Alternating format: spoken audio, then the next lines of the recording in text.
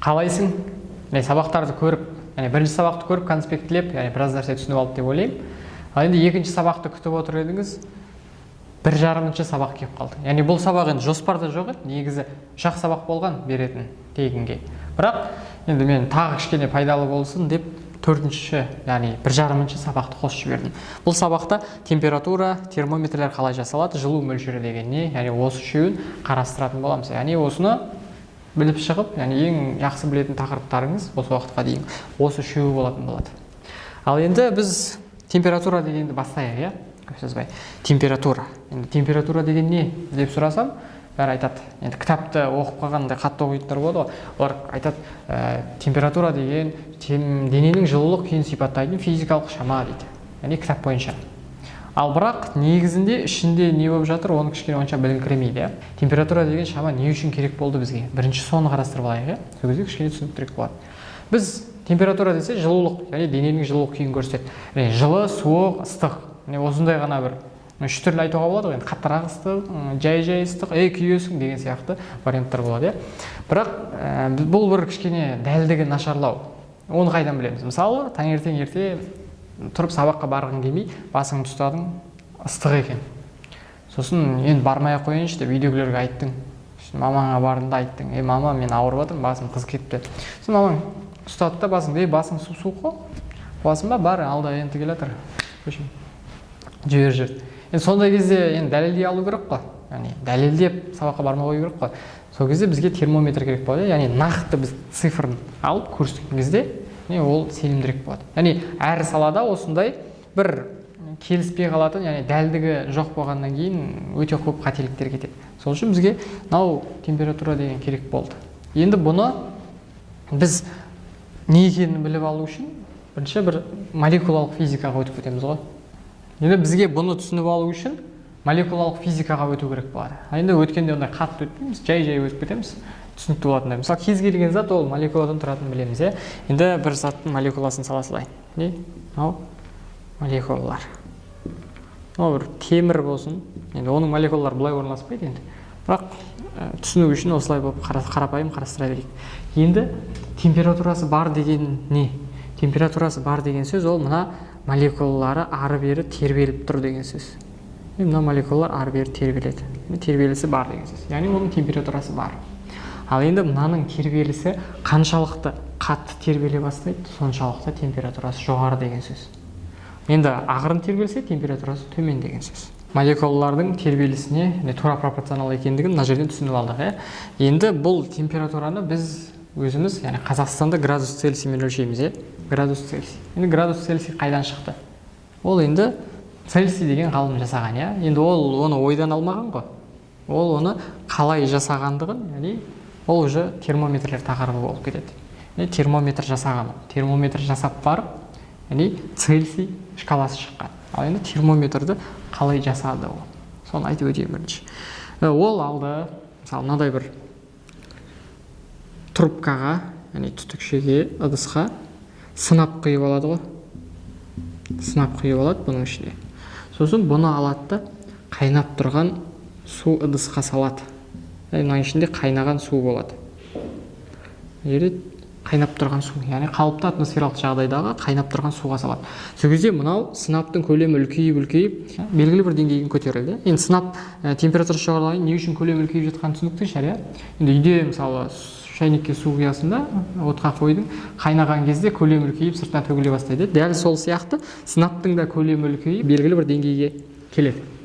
Төгілмесе де деңгейі көтеріліп белгілі бір деңгейге жетті.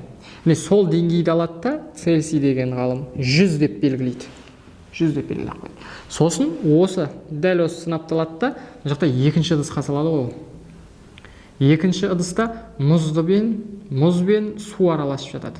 Мұз да бар, су да бар, бір температура болады. Соған аппаратта салады жаңағы сынапты. Сол кезде мына көтеріліп тұрған деңгейі түсіп келіп бір жерге келіп тоқтайды. Тағы күтеді, сөйтсе ана деңгейден қозғалмайды. Мына жерді алады да деңгейі түспеген жерді 0 деп белгілейді. Сосын енді түсінікті болып тұрған шығар, иә? Міне мынау 100 градус Цельсий деген сөз, мынау 0 градус Цельсий деген сөз. Яғни мына 100 бен 0-дің арасын алды да бір-біріне тең 100 бөлікке бөле салды ғой. Соның бір бөлігінің арасын 1 градус Цельсий деп атай салды. Яғни қарапайым осылай бір пайда бола салған зат. Оның керемет ештеңесі жоқ. Осылай термометр жасап тастады. Енді өздеріңде үйде мынаны жасап көрсеңдер болады. Бірақ енді кеңес бермеймін алай.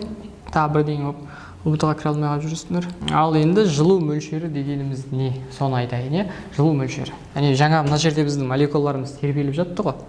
Тербелісі бар болды. Енді мынау да тербеліп жатыр, мынау да тербеліп жатыр. Жалпы барлығының әйтеуір тербеліс энергиясы бар ғой. Яғни біреуі тербеліп тұрса, біреуінің тербеліс энергиясы, екіншісінікі. Яғни жалпы тербеліс энергиясы. Мына жаққа екінші бір затты қоятын болсам, оның да молекулалары бар. Мынаның молекулалары тербеліп тұр, ары-бері жұлқынып тұр да. Соны мына екінші заттың тыныш тұрған молекуласына тигізген кезде, мына жұлқынып тұрған молекула ананы да қозғап жүреді ғой.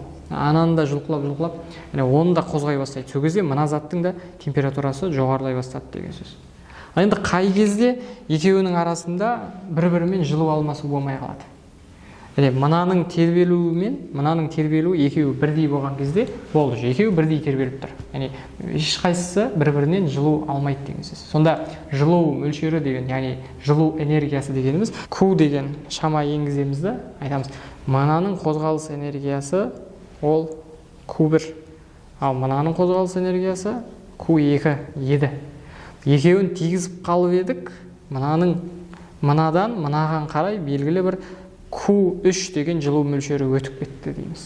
Сонда ананың Q1 жылу мөлшері Q3-ке азайып қалды да, ананың Q2-сі Q3-ке көбейіп кетті деп айтамыз. Сосын ұзақ уақыт тұрып еді, екеуі бір-біріне жылу мөлшері теңесті да, яғни жылу ешқай жаққа берілмей қалды. Осылай жылу мөлшерін түсініп алсақ болады. Ал енді жылу мөлшерінің формуласын білеміз, барлығымыз. Енді формуласы Q тең Cm дельта Т деп жазылады. Енді мына жердегі мынау меншікті жылу сыйымдылық. Меншікті жылу сыйымдылығы заттың.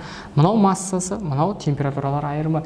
Басында қандай температура болды, соңында қандай температура болды. Яғни бастапқы температурасынан соңғы температурасын алып тастай саламыз да, массасына көбейтіп, меншікті жылу мөлшері ол кестеде беріліп тұрады, соған көбейте салсақ, қанша жылу мөлшерін алған немесе бергендігін осы жерден есептеп ала саламыз. Енді мына жердегі меншікті жылу сыйымдылық дегеніміз не? С.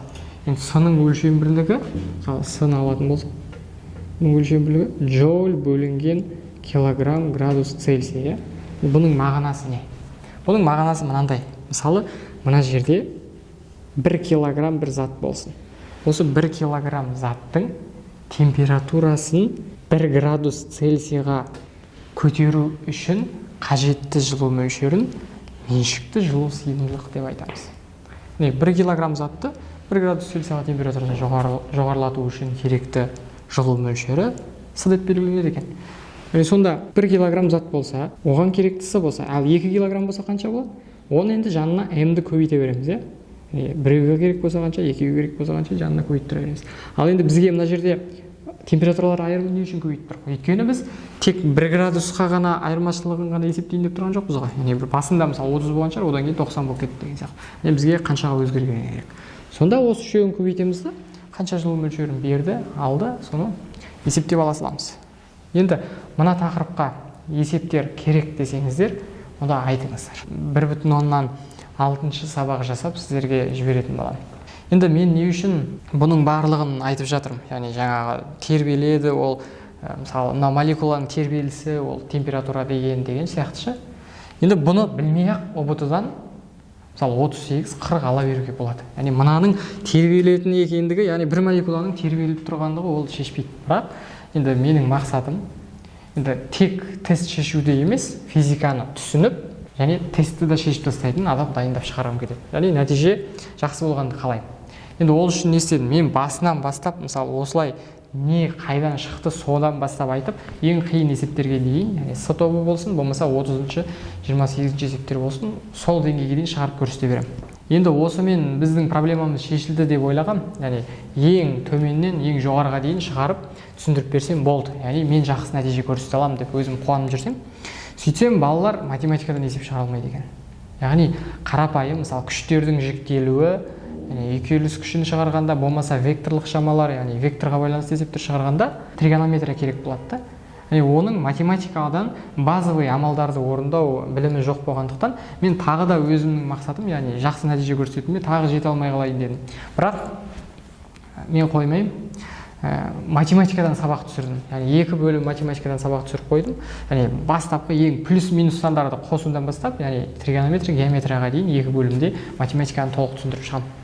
Сөйтіп математиканы түсіндіріп алғаннан кейін физикаға өтемін. А то физиканы айтсам, ол физикасын түсінеді да, бірақ есептеуін орындай алмай қалып жатыр да. Сол үшін математиканы жасап қойдым.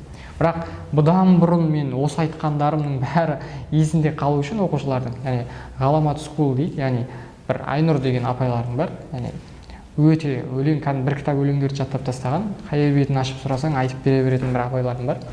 Солардан өтініп, сіздерге 2 күн сабақ өтуін сұрадым. Яғни 2 күн бойы сіздерге формулаларды қалай оңай жаттап алуға болады, немесе қалай памятті жақсартуға болады. Яғни память деген не ол, адам миы қалай жұмыс істейді, нейрондар бар мида, соның барлығын түсіндіріп беріп, яғни памяттарыңды ой шығып қояды.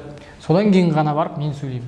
А то памяттің сабағы өтілмей тұрып мен сөйлесем, далаға кетіп қалады да айтқандарым.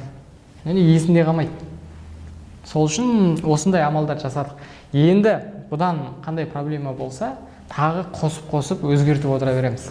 Енді бұдан керемет нәтиже болады деген ойдамын. Мысалы осы 2-3 күн ғана бұрын жаңа марафонға жоспар жасап шықтым. Яғни осындай сабақ болу керек, мынандай болмау керек. Яғни мотивация болу үшін оқушыларға университеттерді аралап, мамандықтарды көрсетіп беремін деп, яғни мотивациясына дейін ойлап қойдық. Енді сендердің міндеттерің тек осы берген білімді алу. Яғни мен барынша түсіндіріп тырысып жатырмын. Сіздер грантқа түссеңіздер, ол маған мақтанғанға жақсы да. Маған мақтанғанға жақсы да, мен мынанша баланы грантқа түсірдім деген сияқты. Яғни мен сол енді өзім мақтану үшін енді сіздерге барынша осындай жағдай жасап, ең қарапайым тілмен түсіндіріп беремін. Сіздер енді менің енді арманым сол 1000 оқушыны грантқа түсіру. Енді сол менің арманыма кедергі жасамай, конспект жасалап, үй жұмыстарын орындап отырыңыздар. Осымен сабағымыз аяқталды. Келесі сабақта кездескенше.